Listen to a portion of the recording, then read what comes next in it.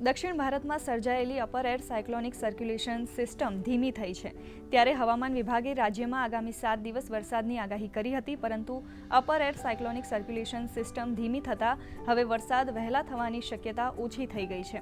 આવતીકાલથી રાજ્યમાં વરસાદનું જોર ઘટશે તો આજે રાજ્યમાં છૂટો છવાયો વરસાદ રહી શકે છે। ઉત્તર પૂર્વ અને દક્ષિણ ગુજરાતમાં અને સૌરાષ્ટ્રમાં વીજળીના કડાકા સાથે વરસાદની આગાહી કરાઈ છે।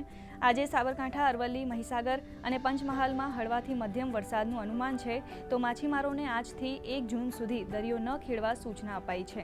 તો અમદાવાદ અને ગાંધીનગરમાં વાદળછાયું વાતાવરણ રહી શકે છે, જ્યારે મહત્તમ તાપમાનમાં 1 થી 2 ડિગ્રી વધવાની શક્યતા છે।